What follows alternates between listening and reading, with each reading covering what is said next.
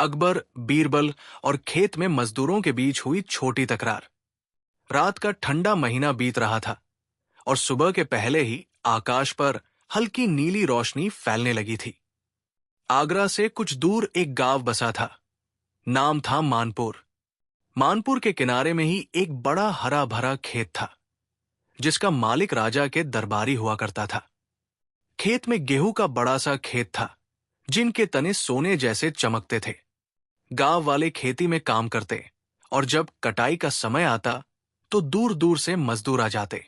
एक साल अकबर बादशाह ने सोचा कि वो गांवों का हालचाल खुद जाकर देखेगा। उसने अपने दरबारियों को बुलाकर कहा कि वो कुछ दिनों के लिए बाहर निकलेगा। बीरबल ने सिर हिलाया और कहा, अगर आपकी मर्जी हो तब हम साथ चलें। गांवों की बातें सुनना मेरा शौक है। अकबर और बीरबल बगैर बकवास किए घोड़े पर बैठकर मानपुर पहुंचे। गांव में लोग उत्साहित थे। बादशाह का आना बड़ी बात थी। अकबर ने गांव वालों से मिलकर पूछा खोजा और सब कुछ ठीक जानकर वो खेत की ओर बढ़ा। खेत में मजदूर सुबह से ही काम कर रहे थे। कुछ थके हुए थे, कुछ बैठकर आराम कर रहे थे और कुछ हल्का फुल्का झगड़ा भी कर रहे थे। अकबर ने देखा कि खेत के बीचों बीच दो छोटे समूह बने हैं। एक समूह का नेतृत्व कर रहा था रामू और दूसरे का मोहन। वे दोनों किसान थे और मजदूरों के बीच सम्मान रखते थे। बीरबल ने अकबर से धीरे से कहा, नवाब आमिर, ऐसा लगता है कि इन दोनों में कुछ तकरार है। अकबर ने मुस्कुराकर कहा, आओ देखते हैं। वे पास आए तो पता चला कि दोनों समूह कटाई की कमाई को बांटने को लेकर बहस कर रहे थे। रामू का कहना था कि उसने कटाई में ज्यादा मेहनत की है और उसे अधिक हिस्सा मिलना चाहिए। मोहन का कहना था कि काम के समय सभी बराबर जुटे थे, इसलिए बांट बराबर होना चाहिए। बात गर्म हो चली और कुछ लोग चिल्ला रहे थे। कुछ मजदूरों के चेहरे पर चिंता साफ झलक रही थी। वे पागलपन में बर्बादी नहीं चाहते थे, क्योंकि कटाई का पैसा उनके बस की छोटी सी आशा थी। अकबर ने अपनी आवाज में आदेश दिया, शांति रखो। मैंने सुना है कि आप लोगों में असंतोष है। मोहन ने बड़ी नम्रता से कहा, साहिब, रामू कहते हैं कि उसने सुबह से शाम तक सबसे ज्यादा बाज काटी है और इसलिए उसे ज्यादा हिस्सा चाहिए। रामू ने बचकाने अंदाज में कहा, मैंने सच में ज्यादा काटा, यही तो सच है।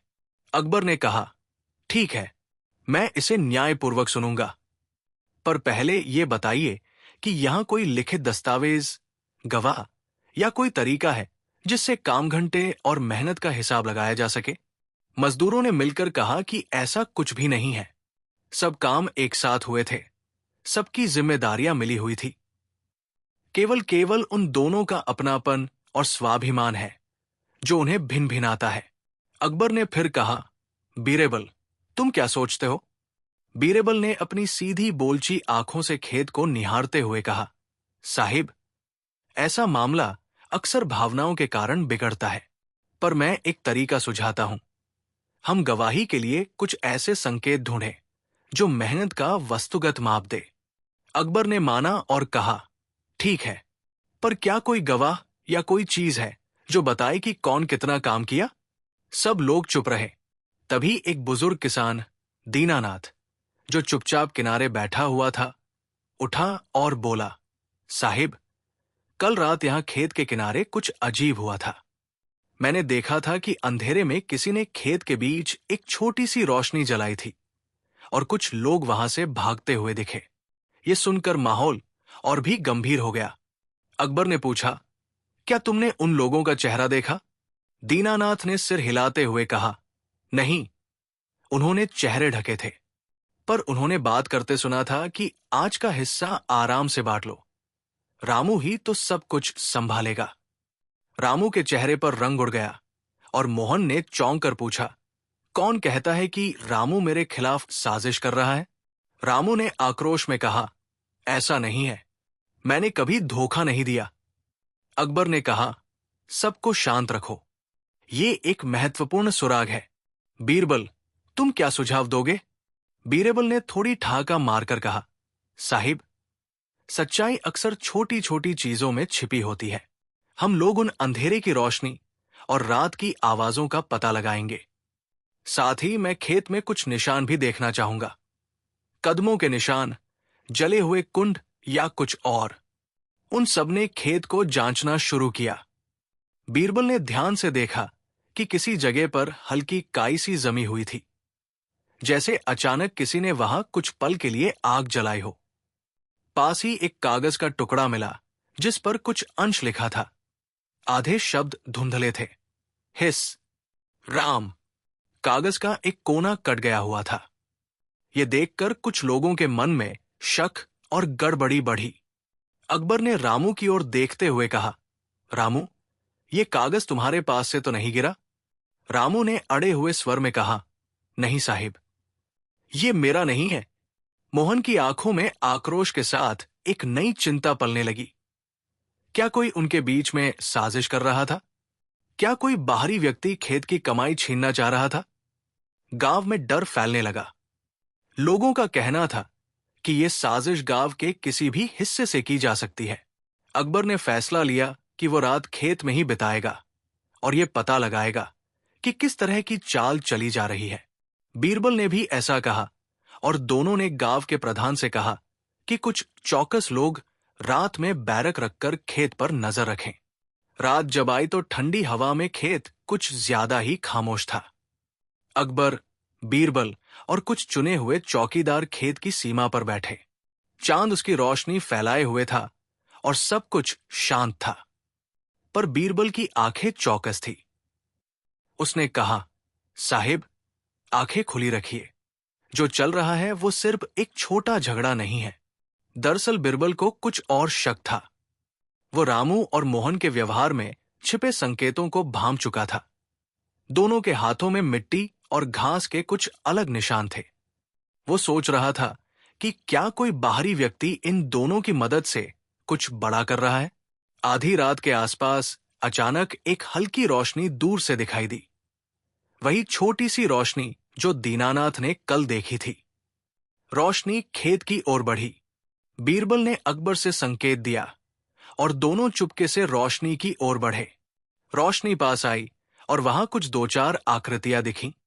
आदमी या छाया, पता नहीं। वे बातें कर रहे थे और कुछ बन रहे थे। बीरबल ने कान सीधे और सुना। आज का हिस्सा ठीक रहेगा। रामू की वजह से सब सहज है। ये सुनकर बीरबल के दांत कड़क गए। वो तुरंत वापस आकर अकबर को बताने गया। अकबर ने पूछा, क्या तुमने कुछ और सुना? बीरबल ने धीमे स्वर में कहा, हाँ साहिब, पर चेहरा छिपा हुआ था। अगले कदम में हमें और सावधानी से काम लेना होगा। अकबर ने गांव वालों को बुलाया और कहा, आज रात से कोई बाहर नहीं जाएगा। हम मिलकर सच्चाई खोजेंगे। अगली सुबह खेत में और भी गड़बड़ देखने को मिली। कुछ जगहों पर गेहूं के बंडल जरा सा गड़बड़ा दिए गए थे, मानो किसी ने टोकरी में से कुछ निकाल दिया हो। और वही कागज के टुकड़े के अतिरिक्त अब एक और पाइप का टुकड़ा मिला जिस पर किसी का नाम लिखा था, किशोर। इस किशोर का नाम गांव में किसी को याद नहीं आया, पर किस तरह से ये कागज और पाइप यहां पहुंचा, ये बड़ा सवाल था। बीरबल ने गांव के कुछ लोगों की कोई सूची मंगाकर देखा कि किसका पुराना कागज, किसका छोटा सामान गायब है। उसने गांव के हलवाई से भी पूछा, क्योंकि कभी कभी गांवों में मजदूर अपने हिस्से से कुछ हिस्सा हलवाई को दे देते और वो वापस कागज में संभाल लेता है, पर सब बेगुनाह निकले। फिर एक दिन अचानक खेत के समीप एक बच्चे का शोर हुआ। बच्चा दौड़ता हुआ आया और चीख कर बोला, मैंने कल रात कुछ देखा था। उसने मेरा टोपी लिया और कहा कि खबर मत देना। लोगों का धड़कना बढ़ गया। बच्चे ने बताया कि उसने देखा था कि तब उस टोपी वाले ने किसी बड़े आदमी को टोपी दी और वो आदमी उस टोपी को लेकर हंसा था। बच्चे ने टोपी का रंग बताया, नीला, और किनारे पर एक छोटा पीला धागा। वो टोपी गांव के किसी भी घर की टोपी नहीं थी। ये किसी बाहर से आता हुआ माल था। ये नया सुराग था। अब संदेह बढ़ गया कि ये कोई बाहर का गिरोह है जो गांव में आकर रात के अंधेरे में कुछ छुपा कर जाता है और फिर सुबह खबर फैलाकर भीड़ को भटका देता है। मगर किस मकसद से? और रामू या मोहन का इसमें क्या रोल था? साथी या पीड़ा? बीरेबल ने सोचा कि खाली साजिश नहीं, यहां पर कुछ व्यक्तिगत कारण भी हो सकते हैं। उसने गांव के कुछ बूढ़ों से पूछा कि पिछले कुछ हफ्तों में किन्हीं में झगड़े हुए थे या किसी ने किसी से कर्ज लिया था। बूढ़ों ने बताया कि खेत का मालिक कुछ समय से बाहर जा रहा था और गांव के युवा कुछ पैसे के लेन देन में उलझे हुए थे, पर अधिक जानकारी कम थी। फिर एक दिन अचानक गांव के पास एक अजनबी व्यापारी आया। वो कहता था कि उसके पास कुछ इनाम के बैंडल हैं जो काटने वाले मजदूरों के लिए बांटे जा सकते हैं। वो बड़ा दोस्ताना था और लोगों ने उसे अपना लिया। पर बीरबल की नजरें उस पर टिकी रहीं। कुछ बातें उसमें अजीब थी। वो हमेशा रामू के पास जाता और रामू के साथ अलग से बातें करता। ये और चीज बीरबल को ठीक नहीं लगी।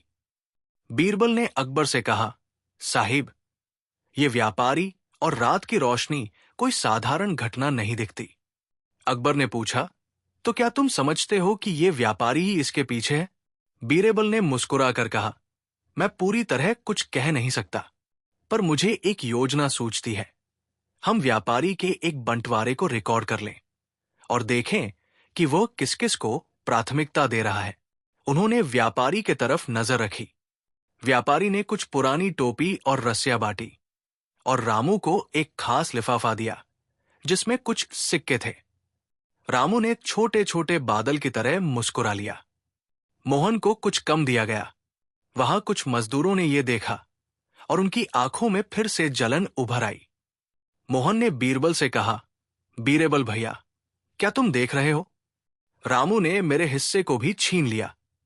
बीरबल ने मोहन को शांत किया और अंदर से विचार करने लगा कि क्या ये सब दिखावा नहीं है। उसने ध्यान से व्यापारी के पैरों के निशान और लिफाफे की मोहर देखी। मोहर पर एक आकृति थी जो बीरबल को कहीं पर नजर आई।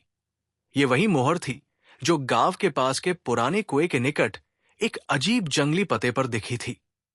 वो जगह कुछ महीनों पहले बंद कर दी गई थी और लोगों का कहना था कि वहां पर पुराने जमाने की कुछ चीजें छुपी हैं। बीरबल ने कहा, साहिब, मुझे वो कुआं दिखाइए जहां से ये मोहर मिलती है। अकबर ने तुरंत कुछ लोगों को कहा और वे सब मिलकर उस जगह गए। कुएं का ढक्कन टूटा हुआ था और पास में कुछ पुरानी रसीदें पड़ी थी। उन्हें देखकर पता चला कि ये उसी व्यापारी का पुराना अड्डा रहा होगा। उसमें कई छोटे छोटे कागज और लिफाफे थे जिन पर नाम और राशि लिखी हुई थी। और एक लिफाफे में उन्होंने देखा, रामू, 50 सिक्के। ये देखकर रामू का चेहरा फीका पड़ गया। रामू ने हाथ जोड़कर कहा, यह लिफाफा रुका रहा, पर मैंने इसे कभी लिया ही नहीं। मैंने तो कभी धोखा नहीं किया। मोहन जोर से बोला, तुम झूठ बोल रहे हो। ये सब तुम्हारी चाल है। भीड़ में धीरे धीरे गुस्सा फैलने लगा, पर बीरबल ने सबको शांत किया और कहा, हमारे पास सिर्फ कागज की गवाही है। कागज कभी कभी धोखा भी कर देता है। हमें और ठोस सबूत चाहिए। बीरबल ने गांव के कुछ ईमानदार पुरुषों को चुना और कहा कि वे व्यापारी की चाल, उसके पैसों की आवाज और उसके पूरे नेटवर्क का पता करें। वे छुपकर व्यापारी की बातों को सुनने लगे। एक रात व्यापारी के बातचीत में उन्होंने सुना कि रामू ने गांव में हेराफेरी कर दी है। उसे थोड़ा और रस दिया जाएगा और बाकी को डराया जाएगा। ये सुनकर सबके होंठ सख्त हो गए। मगर कहानी का सस्पेंस यहां रुकने को तैयार नहीं था। एक दिन अचानक गांव के एक छोटे से कुएं के पास से एक बुजुर्ग औरत निकली। उसने बताया कि कुछ रात पहले उसने 2 आदमी देखे थे जो उस व्यापारी से मिले थे। उन दोनों के पैरों पर वही नीली टोपी का निशान था जो बच्चे ने बताई थी। और एक आदमी के बारे में उसने कहा कि उसने रामू की पैदाइश वाली एक कड़ी पहनी हुई थी। ये सुनकर सरगर्मी बढ़ गई। अब मोहन का शक और गहरा हो गया। उसने रामू पर खुलकर आरोप लगाए और लोगों ने रामू को पकड़कर गांव के चौपाल पर ले आए। रामू ने अपनी सफाई दी, कहा कि इस लिफाफे का मतलब शायद कभी पुरानी देनदारी रहा होगा और वो उसे वापस करने की कोशिश कर रहा था। पर लोगों का दिल नहीं माना। हर कोई निर्णय चाहता था। अकबर ने कहा, हमें पहले सच्ची गवाही चाहिए। हम न्याय उसी तरह से करेंगे जिस तरह राजा का न्याय होना चाहिए। बीरबल ने कहा, मैं एक कोशिश करूंगा। उसने गांव के कुछ बच्चों से कहा कि वे खुलकर खेत के किनारे खेलते हुए उस रात की झलक पकड़े। बीरबल का मानना था कि बच्चों की आंखें नई नई और अविश्वसनीय होती है। उन्होंने बच्चों से फलाया कि अगर वे कुछ भी देखें तो तुरंत बताएंगे। बच्चों को मिठाई देकर वे उत्साहित हुए। कुछ दिनों बाद एक नन्हा बच्चा आया और बोला, मैंने कल रात खेत के पास खरपतवार में कुछ चमक देखा। वहां एक छोटी सी पट्टी पड़ी थी और उस पर कुछ लिखावट थी, केवल रामू के लिए। ये सुनते ही भीड़ में शोर मच गया। अब लगी थी कि रामू पर कुछ बड़ा सच निकल रहा है। पर बीरबल ने कहा, एक आखिरी बात बाकी है। हम रामू के घर जांच करेंगे। जहां कुछ भी छिपा है उसे साफ कर देंगे। रामू के घर की तलाशी ली गई। वहां पर एक छोटी सी अलमारी खुली और उसमें एक पुराना डिब्बा मिला। लोगों की सांसें थम गई। डिब्बे के अंदर कुछ सिक्के और कागज थे, वही लिफाफे जिन पर किशोर और रामू के नाम लिखे थे। पर साथ ही डिब्बे में एक और चीज मिली, एक पुरानी तस्वीर जिसमें रामू किसी अजनबी के साथ खड़ा था और तस्वीर के पीछे सिर्फ एक शब्द लिखा था, समझौता। ये तस्वीर देखकर रामू की आंखों में आंसू आ गए। उसने आखिरकार सब सामने रखा। बहुत साल पहले मैंने कुछ गलत किया था। मैंने गांव के एक ज्यादा संपन्न आदमी का कुछ पैसा छिपा लिया था और डर गया था। मैंने उसे वापस करने की साजिश की, लेकिन डर के मारे उसने औरों के साथ मिलकर कुछ गलत किया। तब मैंने वादा किया कि मैं जो कुछ भी पाऊंगा वही लोगों में बांट दूंगा। इसलिए कुछ कागज और पैसे मेरे पास थे। मोहन ने कहा, तुमने क्यों हमें धोखा दिया? क्यों रात में खबर करने वाले बने? रामू बोला, डर था। डर कि अगर सब उसे जाने तो किसान परिवारों की इज्जत टूट जाएगी। पर मैंने कभी किसी को मारने या कूटने की सोची ही नहीं। भीड़ में थोड़ी सहानुभूति आई, पर शक अभी भी था। तब बीरबल ने चुपके से अकबर की तरफ देखा और कहा, साहिब, ये कहानी यही खत्म नहीं होती। अकबर ने पूछा, तुम्हें और क्या मिला? बीरबल ने धीरे से सबको बुलाकर कहा, हमने जो लिफाफे और कागज पाया है वे सब कहीं से लाकर यहां रखे गए, ये स्पष्ट है। पर सच तो तभी आएगा जब हम जानेंगे कि उन रातों में खेत के किनारे कौन आता गया और किसका फायदा हुआ। तभी गांव के एक नौजवान ने कदम बढ़ाया। उसका नाम था किशोर। उसने बताया कि वो अक्सर साहूकारों के साथ व्यापार करता था और कुछ युवकों ने उसे बताया था कि वे गांव के खेतों के हिस्सों पर अंधेरे में कुछ काम कर रहे थे। उसने ये भी कहा कि उन लोगों ने उसे डराया था कि कोई कुछ न बोले। किशोर की बातों से सबको एक बड़ा झटका लगा। क्या कोई गांव में घुसकर इन लोगों को डराकर अपना हित साध रहा था? मामला गूढ़ हो गया। बीरबल ने कहा, अब हम एक छोटी चाल चला रहे हैं।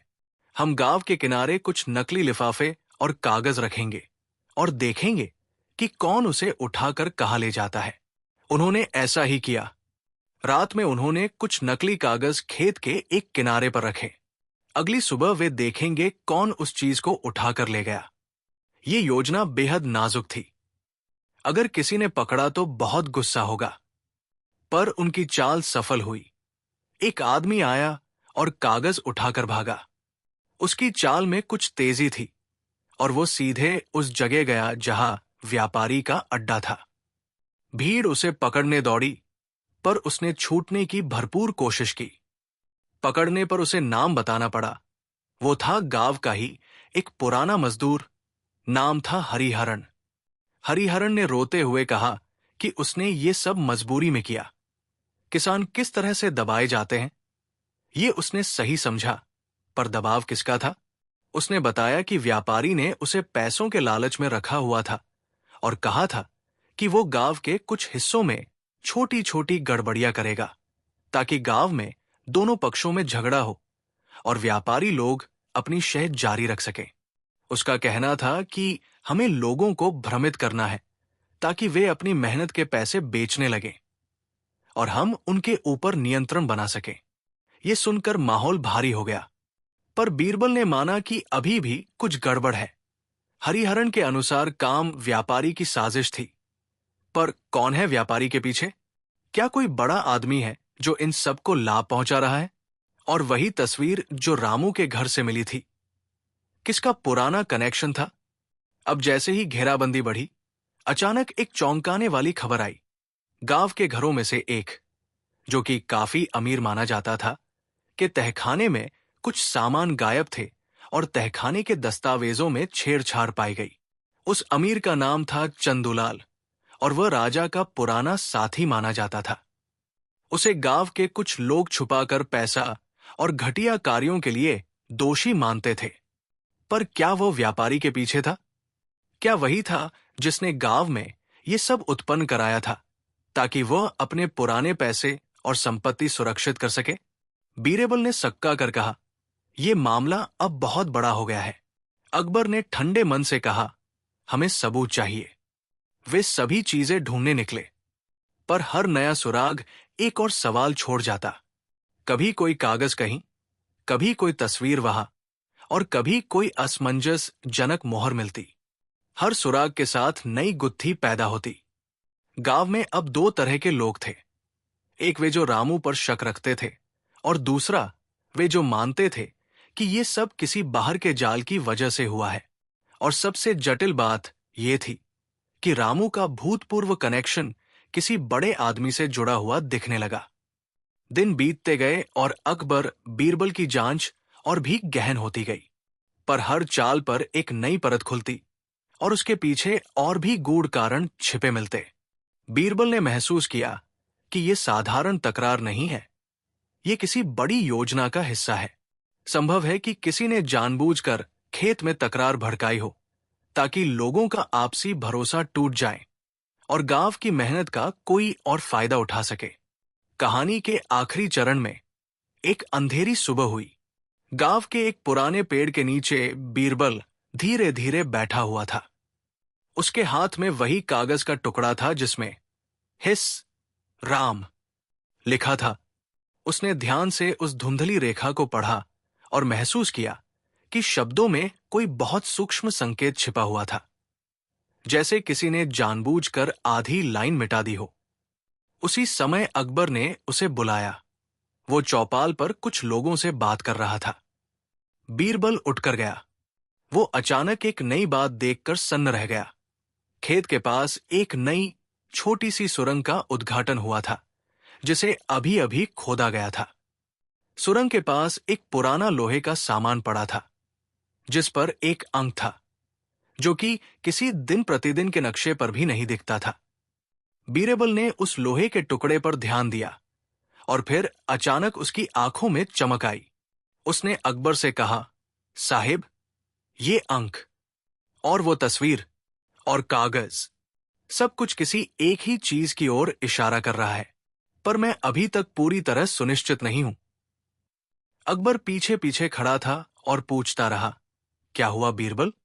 बताओ, क्या चल रहा है? बीरबल ने धीमे स्वर में कहा, मुझे लगता है कि यह मामला सिर्फ किसान भागीदारी से जुड़ा नहीं है। इसमें कोई ऐसा व्यक्ति है जिसके पास गांव के लोगों की पुरानी रैखिक जानकारी है, कोई जिसे गांव की जिंदगियों का अंदरूनी ज्ञान है, जो किसी तरह पुरानी कड़िया और वर्तमान का मिलाप कर रहा है। अकबर ने पूछा, तो तुम्हारा अगला कदम क्या होगा? बीरबल मुस्कुराकर बोला, अब मैं उस चिन्ह और लोहे के टुकड़े का अंतर जोड़कर जांच करूंगा। शायद वो हमें कुछ बड़ा संकेत दे। पर मैं एक बात मानता हूं, हर सच का हल मिलकर ही होता है। उसके शब्दों के साथ कहानी यहां थम जाती है। गांव में अभी तक शांति आ चुकी नहीं थी। रामू और मोहन के बीच की तकरार ने एक बड़ी साजिश के दरवाजे खोल दिए थे। व्यापारी की भूमिका, चंदूलाल का संदिग्ध कनेक्शन, पुरानी तस्वीरें, कागज के आधे आधे शब्द, सब कुछ एक बड़े रहस्य की ओर इशारा कर रहा था। बीरबल ने एक आखिरी सुराग पर नजर डाली। लोहे के टुकड़े पर अंक और आंखें बंद कर ली, जैसे किसी पुरानी गुफा की कुंजियां खोलने वाला संकेत मिल गया हो। कहानी यही खुली छोड़ देनी चाहिए, क्योंकि सच के कई द्वार अभी भी अधकचरे हैं।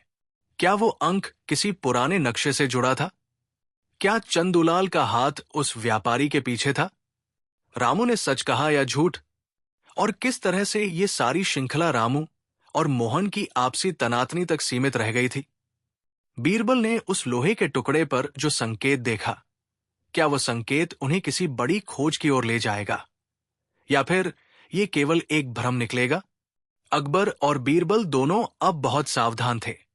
बीरबल के चेहरे पर छोटी सी मुस्कान और बड़ी सी गंभीरता दोनों झलक रही थी।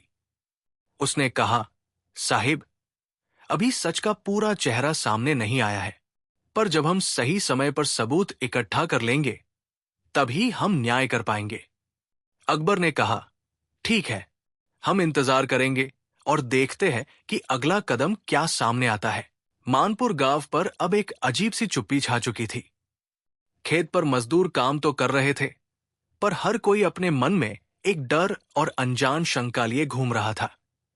कुछ तो रामू को दोषी मान रहे थे, कुछ व्यापारी को, और कुछ को यकीन था कि कहानी का असली सिरा अभी सामने नहीं आया है। बीते दिनों में बीरबल ने जितने सुराग इकट्ठे किए थे, कागज के आधे शब्द, तस्वीर, लिफाफे, पैरों के निशान और वो लोहे का टुकड़ा, सब मिलकर कोई एक कहानी नहीं बना पा रहे थे। हर सुराग एक नई दिशा में संकेत देता था, और हर नई दिशा एक नई उलझन खड़ी कर देती थी। खेत की तकरार अब सिर्फ मजदूरों का आपसी झगड़ा नहीं रह गया था। ये एक ऐसे रहस्य का द्वार बन चुका था, जिसे खोलने से शायद गांव के कई चेहरों से परतें उतर जाती। पर कौन सच में दोषी था, ये अभी तक कोई नहीं जान पा रहा था। अगली सुबह जब सूरज की किरणें गांव के छप्परों पर पड़ी, तो खेत की मिट्टी पर हल्की नमी थी। मजदूर धीरे धीरे जुटने लगे, मगर कुछ चेहरे ऐसे थे जो आज उतने उत्साह में नहीं थे। वे अब हर कदम सोच समझ कर रखते थे। कोई भी बात वे खुलकर नहीं कह रहे थे, क्योंकि उन्हें लगता था कि हर कोई किसी न किसी शक के घेरे में है। रामू खेत के एक कोने में अकेला बैठा था। उसकी आंखों में बेचैनी थी। वो खुद को निर्दोष बताता रहा था, पर अब उसे भी लगने लगा था कि शायद कोई उसके पुराने जीवन को हथियार बनाकर गांव को तोड़ने की कोशिश कर रहा है। उसकी सांसें भारी थी, जैसे अंदर कुछ दबा हो, जिसे वह दुनिया को बताना चाहता हो, पर बता नहीं पा रहा। मोहन भी आज ज्यादा चुप था। उसे रामू पर गुस्सा तो था, पर कहीं न कहीं उसके मन के कोने में ये बात भी बैठने लगी कि कहीं कोई तीसरा व्यक्ति उनके बीच लड़ाई कराने में तो नहीं लगा है। इसी बीच बीरबल और अकबर खेत पर पहुंचे। लोग धीरे धीरे इकट्ठा हो गए। अकबर ने कहा, आज हम कोई फैसला नहीं करेंगे। आज हम सिर्फ सच की खोज करेंगे, चाहे सच किसी भी ओर ले जाए। गांव वाले एक दूसरे की ओर देखने लगे। अधिकांश चेहरों पर डर था, क्योंकि सच का सामने आना अक्सर किसी की छिपी परतें उधेड़ देता है। बीरबल ने अपनी पोटली खोली और लोहे का टुकड़ा बाहर निकाला। उस पर एक छोटी उभरी हुई निशानी थी, सीधी, सरल, बिना कोई चमक दमक की। बस एक कच्चा, खराब तराशा हुआ निशान। बीरबल ने कहा, यह निशान साधारण नहीं है। इसे कोई उन लोगों ने नहीं बनाया होगा जो रोजमर्रा में ऐसी चीजें इस्तेमाल करते हैं। यह किसी ऐसी चीज का हिस्सा है जिसका उपयोग सालों पहले होता था। और ये खेत के पास क्यों दबा हुआ मिला, यह सवाल बहुत बड़ा है। अकबर ने पूछा, क्या तुम इसे पहचानते हो? बीरबल ने शांत स्वर में कहा, पूरी तरह नहीं, पर मुझे लगता है कि यह किसी पुरानी मशीन या औजार का हिस्सा है। ऐसे औजार गांव में कोई नहीं रखता, खासकर यहां आसपास। गांव के बुजुर्ग दीनानाथ ने आगे बढ़कर कहा, ऐसे औजार हमारे जमाने में कुछ कारीगर लोग रखते थे, जिनका काम लोहे की चीजें बनाना नहीं था, पर पुरानी मशीनों के कुछ हिस्से निकालना था। यह काम गांव में कोई भी खुलकर नहीं करता था। बीरबल ने पूछा, क्या गांव में ऐसा कोई स्थान है जहां पुराने सामान इकट्ठे रहते हों? दीनानाथ ने दाढ़ी पर हाथ फेरते हुए कहा, एक जगह है, लेकिन ये बात बहुत कम लोग जानते हैं। जंगल की तरफ एक पुरानी कोठरी है जो अब टूटने लगी है। उसमें कभी कभी बूढ़े लोग पुरानी चीजें रख दिया करते थे ताकि मिट्टी और बारिश से न खराब हो। अकबर ने आदेश दिया, हम उस कोठरी को देखेंगे। गांव वालों में एक हलचल मचल उठी। बहुतों ने पहली बार उस जगह का नाम सुना था। कुछ लोग डरने लगे, क्योंकि हर नया सुराग लगता था कि कहानी को और गहरी खाई में ले जा रहा है। अकबर और बीरबल कुछ मजदूरों के साथ जंगल की ओर चल पड़े। रास्ता संकरा था। दोनों तरफ बबूल के पेड़ थे, जिनकी शाखें हवा में खड़खड़ाती थी। वो जगह कम ही लोग जाते थे, क्योंकि गांव में ये अफवाह फैली थी कि वहां रात में अजीब आवाजें आती हैं। आधे घंटे की यात्रा के बाद वे कोठरी तक पहुंचे। वो पत्थर और मिट्टी से बनी एक पुरानी इमारत थी। दरवाजे की लकड़ी सड़ चुकी थी। दीवारों पर काई और धूल जमी थी। अंदर घुसते ही एक ठंडी सी गंध आई। बीरबल ने धीरे से दरवाजा खोला। भीतर अंधेरा था। मजदूरों ने मशालें जलाईं। अंदर जो दिखाई दिया उसने सबको चकित कर दिया। कोठरी में पुरानी लोहे की चीजें, लकड़ी के बक्से, कुछ टूटे औजार और दीवारों पर ग्राम्य नक्शों जैसी कुछ रेखाएं खिंची थी। बीरबल सावधानी से आगे बढ़ा। उसने एक बक्से का ढक्कन खोला। बक्से में कई छोटे छोटे लोहे के टुकड़े थे, कुछ गोल, कुछ चपटे और कुछ उस टुकड़े से मिलते जुलते जो खेत से मिला था। अकबर ने पूछा, क्या ये किसी पुरानी मशीन का हिस्सा है? बीरबल ने कहा, मुमकिन है, पर यहां कुछ और भी है।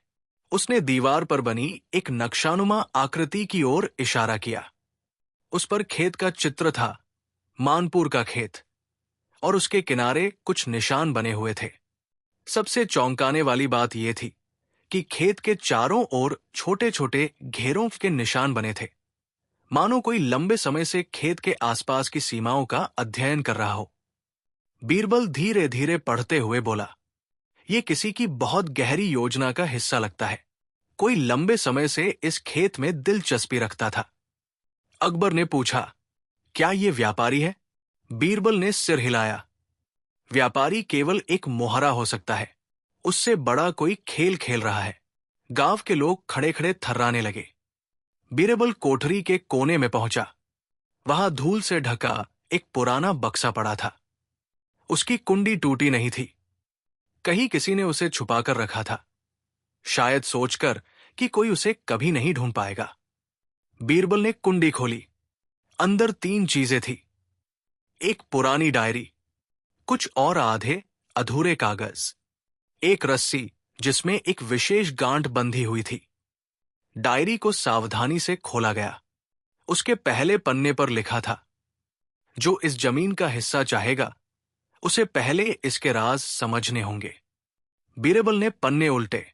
उसमें खेत के हिस्सों, मजदूरों की संख्या और खेती के पुराने विवादों के बारे में लिखा था। पर सबसे अजीब बात यह थी कि डायरी में कई जगह किसी का नाम मिटा दिया गया था। जहां पहले किसी व्यक्ति का नाम था, उसे धुंधली स्याही से काट दिया गया था। अकबर ने पूछा, क्या तुम कुछ पहचान पा रहे हो?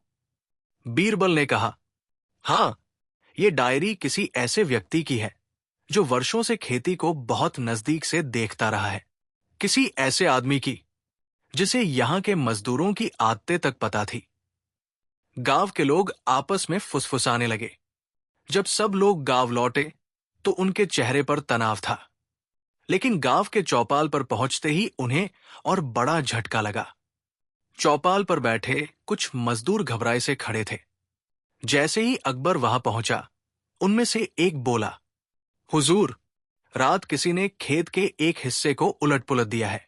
वहां मिट्टी बिखरी है और ऐसा लगता है कि कोई कुछ ढूंढ रहा था। अकबर और बीरबल तुरंत खेत की ओर बढ़े।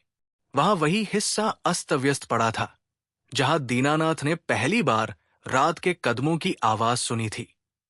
मिट्टी खोदी हुई थी, घास कुचली हुई थी और वही पास में एक छोटा कपड़े का टुकड़ा पड़ा था, जिस पर तहखाने जैसी महक थी। बीरबल के चेहरे पर तनाव की रेखा उभर आई। उसने कपड़ा उठाया और कहा, यह कपड़ा मैंने पहले भी देखा है। मोहन ने पूछा, कहा? बीरबल ने धीरे से कहा, चंदूलाल के घर में। गांव का वातावरण एकदम भारी हो गया। चंदूलाल गांव का वो व्यक्ति था जिसे लोग अमीर और कठोर मानते थे। उसका व्यवहार गांव वालों से हमेशा दूरी भरा रहा था।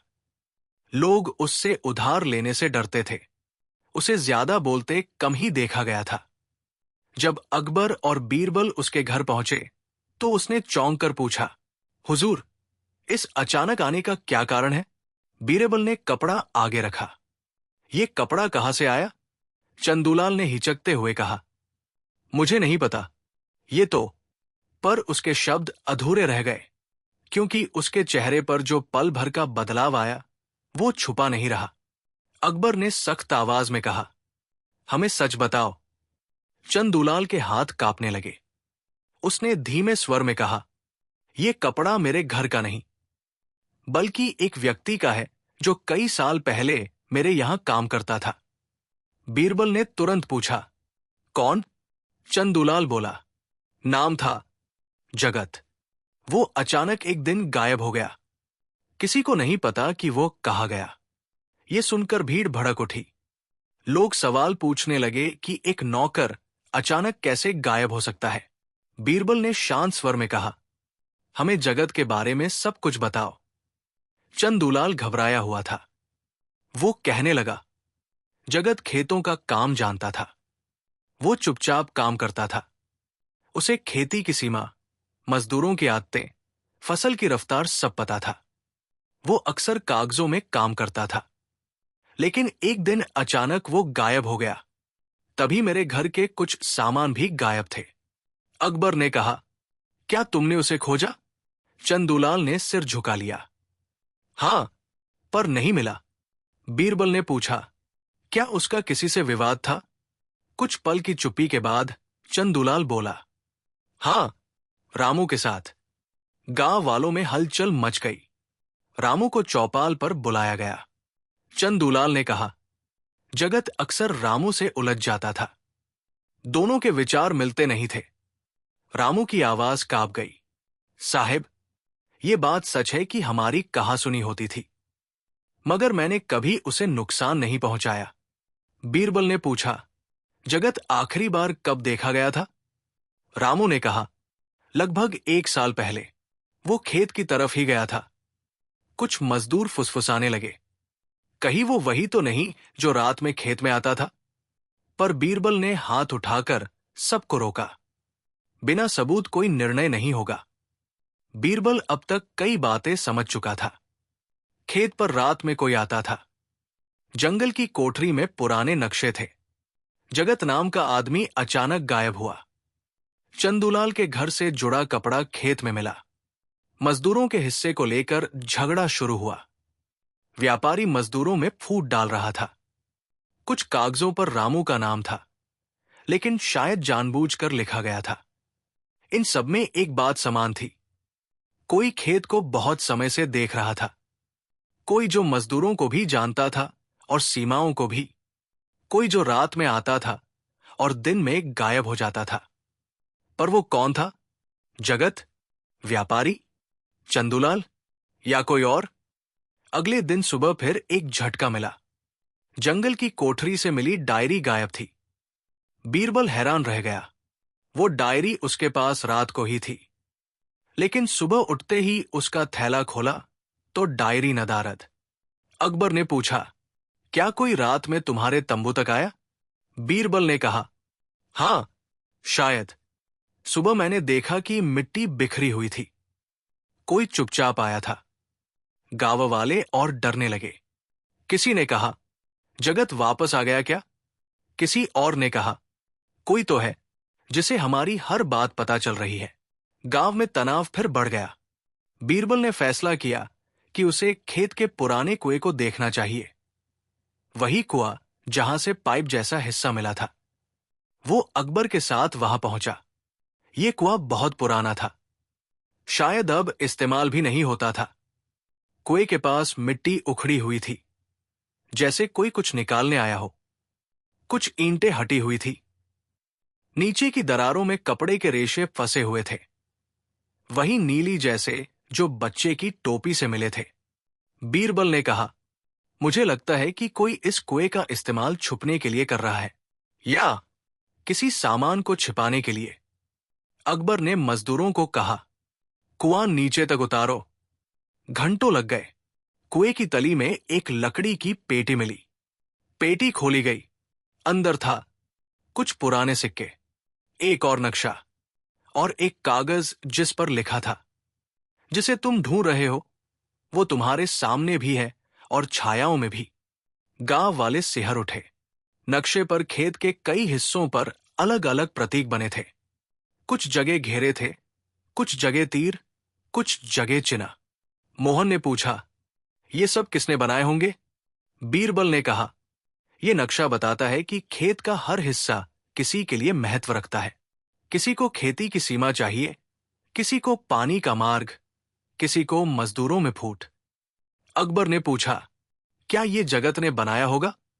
बीरबल बोला, या फिर किसी ने ऐसा बनाया हो ताकि हमें लगे कि जगत ने ही किया है।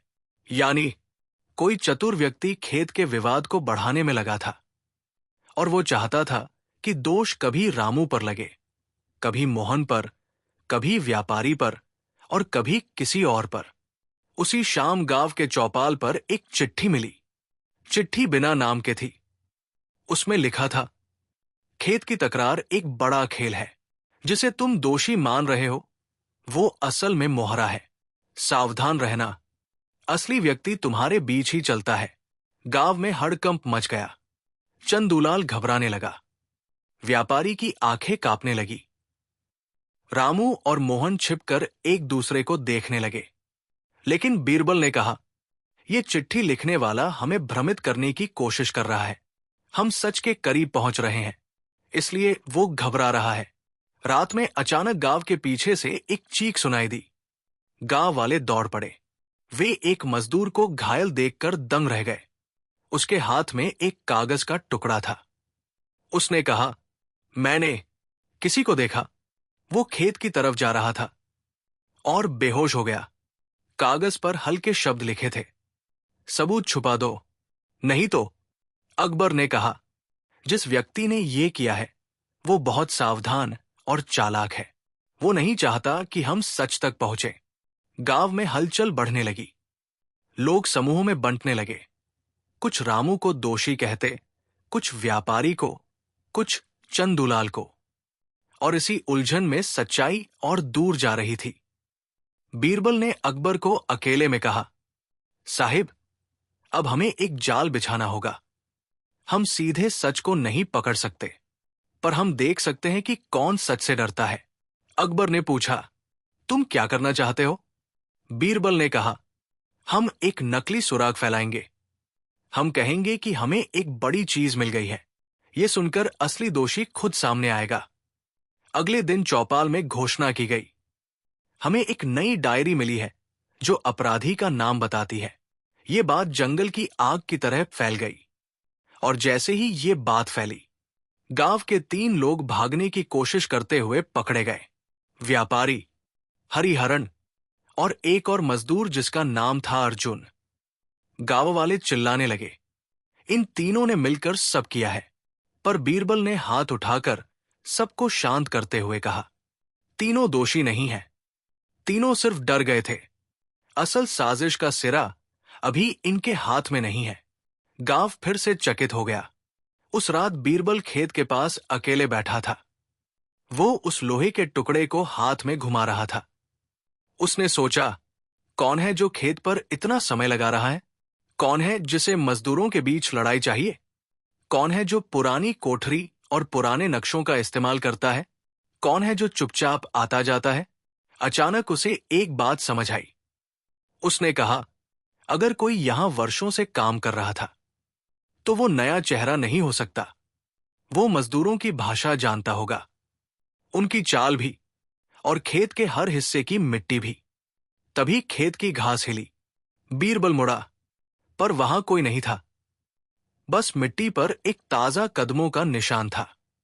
वो कदमों का निशान न तो रामू का था, और न मोहन का, और न व्यापारी का। वो किसी चौथे व्यक्ति का था। एक ऐसा व्यक्ति जो शायद इतने समय से सबको छाया की तरह देख रहा था, जो खेत के चक्कर काटता रहता था, जो मजदूरों को जानता था, जो कोठरी, कुएं और नक्शे सब कुछ जानता था, और जिसने किसी को भी संदेह नहीं होने दिया। बीरबल कदमों को देखते रहे। मानपुर गांव अब पुरानी नई घटनाओं से घिर चुका था। खेत की तकरार ने गांव के हर एक घर में खटास घोल दी थी। लोगों की बातें बिखर गई, आंखों में डर बैठ गया था, और हर कोई किसी न किसी शक के घेरे में उलझा हुआ था। रामू, मोहन, व्यापारी, हरिहरण, किशोर, हर नाम के साथ अब एक दूसरा चेहरा जुड़ गया था। चंदूलाल की चुप्पी गांव वालों के लिए और परेशानी बन चुकी थी। जगत का नाम भी वहीं यही कानों में गूंजता रहता था। वो आदमी जो सालों पहले गायब हो गया था, और जिसकी हर याद अब किसी सुराग की शक्ल में आंखों के सामने आती थी। बीते दिन बीरबल ने जो नोट्स और सुराग जुटाए थे, उन्हें आज फिर से पन्नों पर उतारा। वो अक्सर कहता, सच्चाई को एक एक करके जोड़ना पड़ता है, तभी वो पूरा चित्र बनता है। उसकी बातों में धैर्य था, और लोगों को उसकी बुद्धि पर भरोसा था। अकबर भी गांव में थे, पर उन्होंने फैसला किया था कि न्याय का तौलाकुल गांव वालों के बीच न कराएं। पहले सच्चाई ढूंढेंगे, फिर न्याय होगा। बीरबल ने आज गांव के कुछ युवा और बुजुर्गों के साथ मिलकर एक योजना बनाई।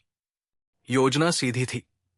सबसे पहले उन्हें यह जानना था कि जंगल की कोठरी का असली मालिक कौन था, और उस डायरी के पन्नों में कितनी सच्चाइयां पड़ी है। साथ ही वे ये भी जानना चाहते थे कि रात में खेत के पास कौन आता और किस मकसद से मिट्टी खोदी जाती है। सवाल सरल थे, पर जवाबों में बहुत पेच थे। वे लोग फिर जंगल की ओर चल पड़े, पर इस बार और अधिक सावधानी से।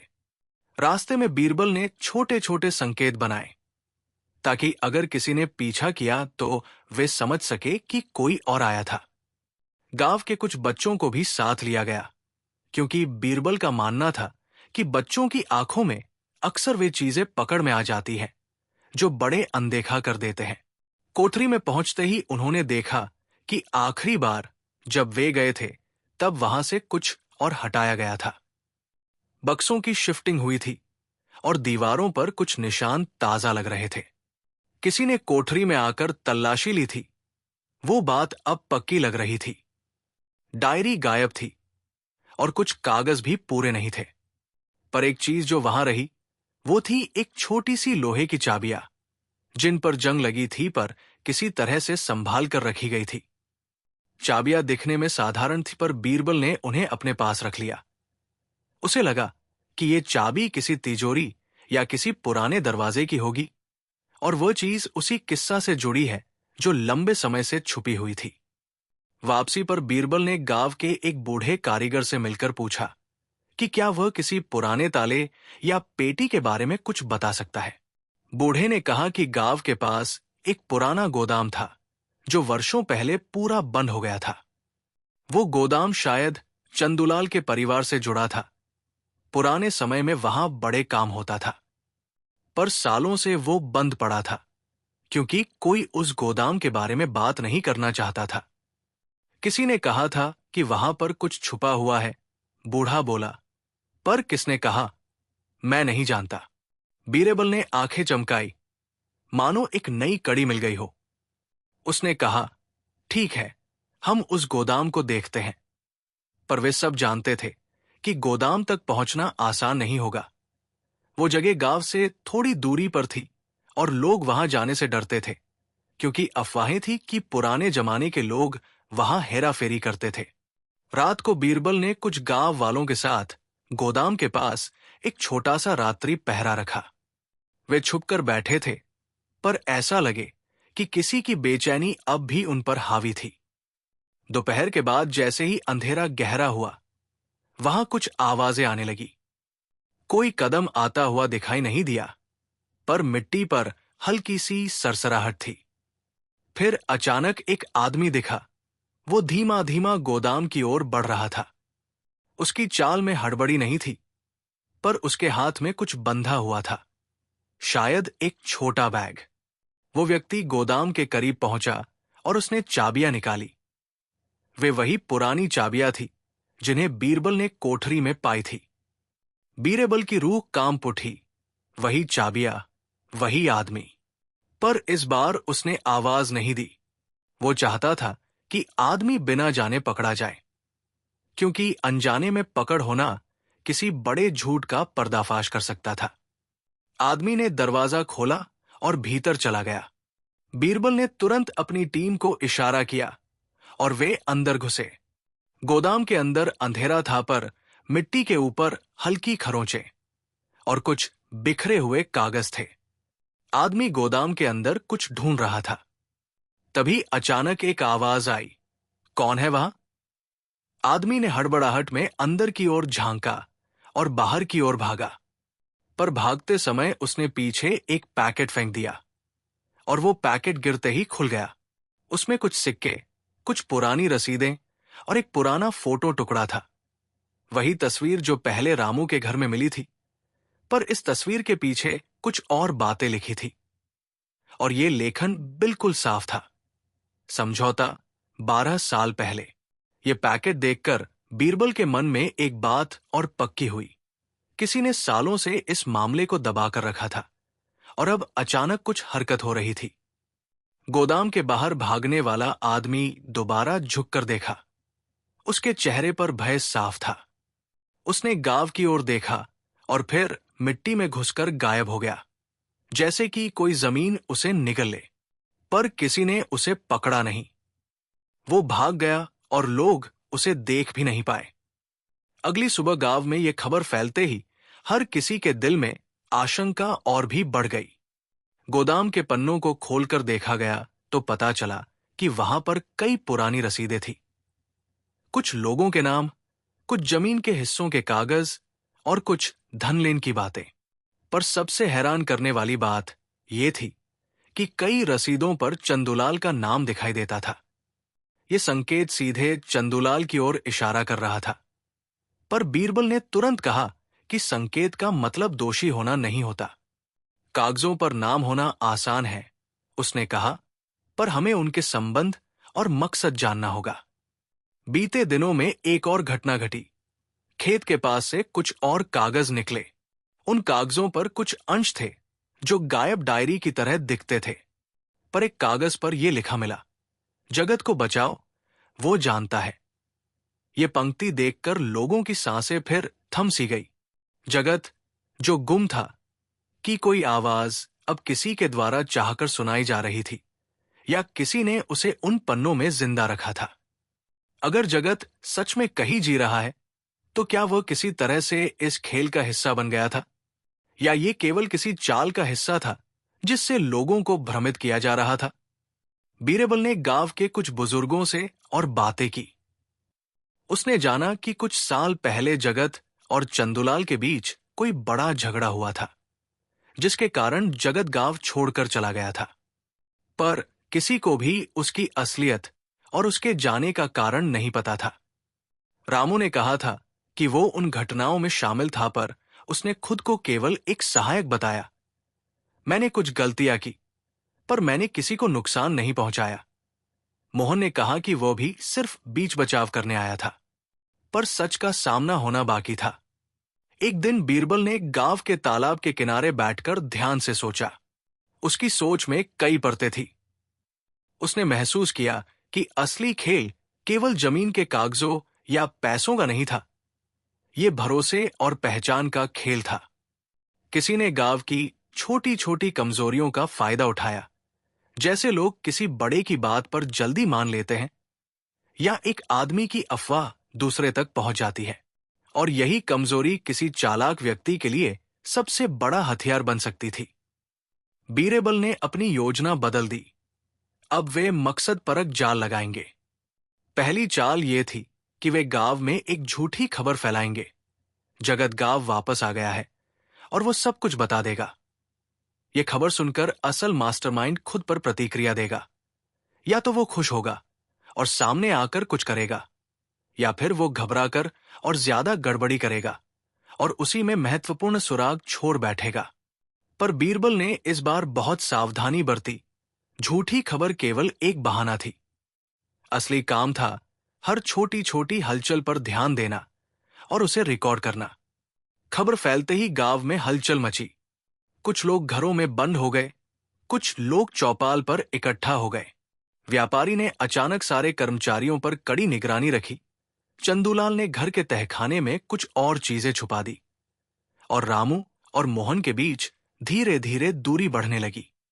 पर बीरबल की नजरें उन लोगों पर टिक गई जो बाहर की दुनिया से जुड़े थे, जैसे गांव के मेल मिलाप वाले जो शहर से सामान ला जाते थे या जो बाहर के ठेकेदारों से जुड़ते थे। अक्सर ऐसे लोगों के जरिए बाहरी लोग गांव में अपने हित साधते हैं। कई दिनों की गहन जासूसी के बाद एक रात कुछ ऐसा हुआ जिसने सबको चौंका दिया। गांव के किनारे एक बूढ़ा किसान मिला जो हर रोज खेतों की हिफाजत करता था। वो बहुत ही शर्मीला और शांत स्वभाव का था। किसी ने भी उसे खास नहीं माना था। पर उसी रात उसने एक छोटी सी खुलासा की। उसने देखा था कि कुछ लोग खेत के पास पानी के पाइप के पास आते थे और कुछ खोदते थे। उन्होंने 2 बक्से निकाले थे और उन्हें कहीं ले गए थे। जब वो बुजुर्ग चोरी छिपकर उन लोगों का पीछा कर रहा था, वे लोग अचानक गायब हो गए और सड़क पर एक गाड़ी आई जिसे उसने पहले कभी नहीं देखा था। वो गाड़ी गांव से बाहर की दिशा में चली गई। बुजुर्ग किसान ने यह भी बताया कि उसका एक दोस्त जगत उसने अक्सर उस गाड़ी के आसपास देखा था। ये बात सुनकर सबका पसीना छूट गया, क्योंकि अगर जगत और वो गाड़ी का संबंध है तो मामला और भी पेचीदा हो जाता है। बीरबल ने तुरंत गाड़ी का पता लगाया। उन्होंने गांव के बाहर खड़ी उस गाड़ी के कुछ निशान देखे और रास्ते पर कुछ धूल पर एक मोहर सी नजर आई, जैसे किसी ने तीव्र गति से पीछे की तरफ बढ़ते समय निशान छोड़े हों। वहीं पर एक छोटा सा कागज भी मिला जिस पर किसी का हस्ताक्षर था और एक शिकंजा सा बना हुआ था। ये शख्स शहर में जाना जाना माना जाता था। उसके नाम के साथ कुछ ठेके और लेन देन जुड़े थे। बीरबल ने इस लोकेशन को नोट किया। यह स्पष्ट था कि कोई बाहरी ताकत गांव में बार बार आना जाना कर रही थी और वो किसी बड़े खेल का हिस्सा थी। इतने सब सुरागों के बावजूद भी सच्चाई छिपी थी। कुछ चीजें बिल्कुल साफ थी। कागज पर नाम होने का मतलब दोषी होना नहीं। लोग अक्सर अपने फायदे के लिए कागजों को मोड़ देते हैं। और जो प्रासंगिक था वो ये कि कोई लगातार गांव में आकर कुछ कर रहा था और वो आदमी किसी न किसी रूप में गांव के अंदर से जुड़ा हुआ दिखता था, क्योंकि केवल गांव के लोग ही यहां की छोटी छोटी बातों को जानते थे। ये वही कारण था जिसकी वजह से बीरबल बार बार कहता, जो बाहर से आए उसे पहचानना मुश्किल होता है, पर जो अंदर से काम करे वही सबसे खतरनाक होता है। एक सुबह अचानक गांव में खबर आई कि कुछ साल पहले गायब हुई एक महिला की बात कही जा रही है, जिसे कुछ लोगों ने दीवार के पीछे छुपते देखा था। लोगों के मन में डर और बढ़ गया। ये सब संकेत कर रहे थे कि मामला केवल पैसों का नहीं था। इसमें किसी का पुराना खौफ, कोई पुरानी गलती और कोई छुपी हुई बात शामिल थी। बीरबल ने महसूस किया कि अब उन्हें एक और कदम बढ़ाने की जरूरत है। वे किसी को लुभाएंगे और उसे बोलवाएंगे, पर इस बार वे खुद पीछे नहीं हटेंगे। वे सच्चाई को तब तक नहीं छोड़ेंगे जब तक उसके सारे कोने उजागर न हो जाए। अगले कुछ दिनों में बीरबल ने गांव के कुछ लोगों को साथ मिलाकर एक विशेष चौपाल बुलाई। चौपाल पर सभी बड़े बड़े लोग आए। चंदूलाल, व्यापारी, रामू, मोहन, किशोर, हरिहरण और कुछ अन्य लोग। बीरबल ने सबको शांत कराकर कहा, हम अब हर उस आदमी को सुनेंगे जिसने कभी गांव के हित में काम किया है और जिसने कुछ नोटिस किया हो। अगर किसी के पास कुछ भी है तो अब उसे बताना होगा। यदि किसी ने कुछ छुपाया है तो वो समय आ गया है कि वो सच्चाई बताए। सबकी आंखें एक दूसरे पर टिक गई। कुछ लोग सहम गए, कुछ गुस्सा हुए, पर चौपाल की बातों के बीच एक नया सुराग आया। किशोर ने खुलकर कहा कि उसने कुछ महीने पहले एक अजीब सी बैठक देखी थी, जहां कुछ लोग बैठे थे और उन्होंने किसी खास इलाके के हिस्से पर चर्चा की थी। वे लोग ये सोच रहे थे कि किस तरह इलाके में विवाद पैदा करके कुछ जमीन अपने नियंत्रण में ले ली जाए। किशोर ने कहा कि उन लोगों में से एक का चेहरा उसने पहचान लिया था। वो चेहरा गांव का ही नहीं था, पर उसे लगता था कि उसने उस व्यक्ति को पहले गांव के मेलों में देखा था। ये बात सुनकर बीरबल का ध्यान उस चेहरे की ओर गया जो अक्सर मेलों में बैठता था। एक ऐसा आदमी जो गांव वालों के साथ मिलता जुलता था, पर अक्सर अपनी बातों में कुछ और छिपा कर रखता था।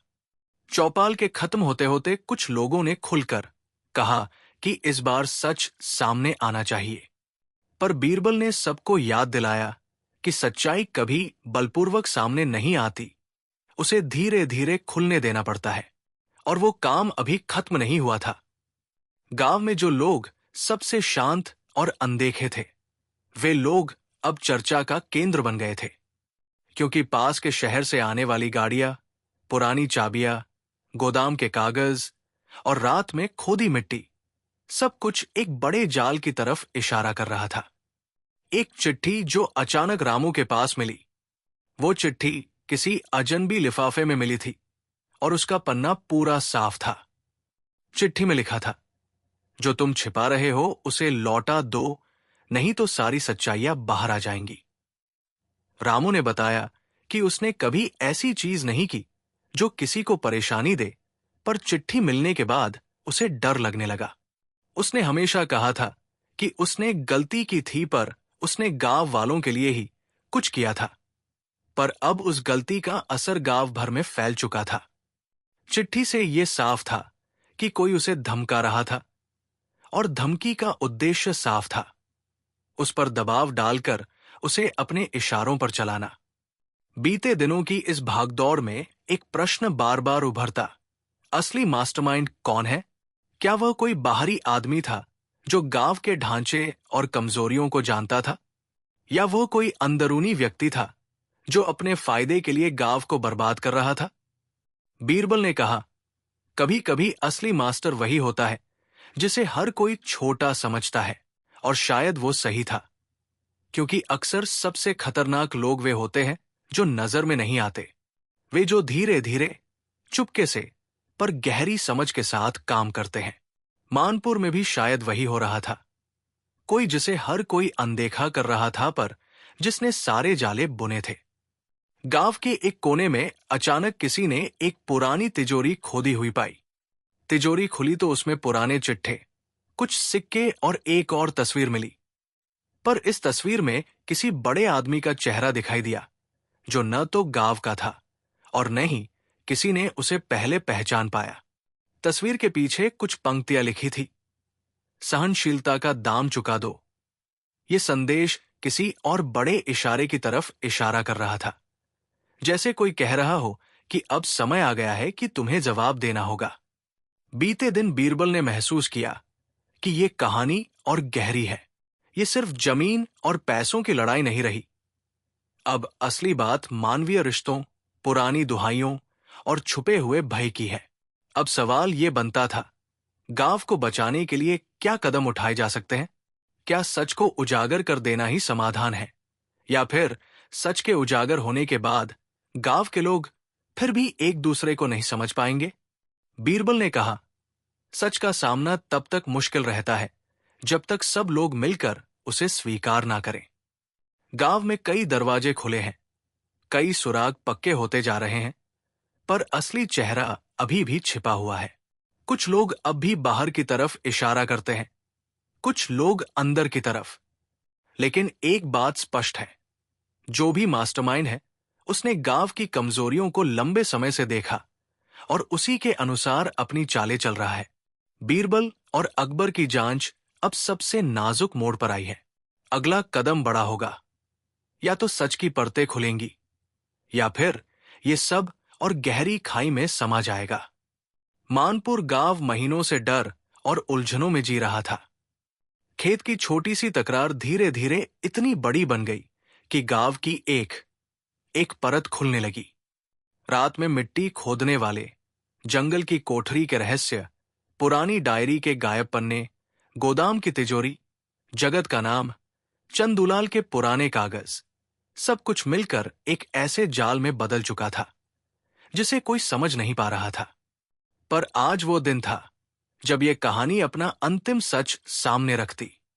आज गांव की चौपाल पर सभी इकट्ठा हुए। अकबर, बीरबल, चंदुलाल, व्यापारी, रामू, मोहन, किशोर, हरिहरण और गांव के अन्य लोग। माहौल तनाव से भरा हुआ था। सभी डर और उम्मीद के बीच बैठे थे। बीरबल खड़े हुए।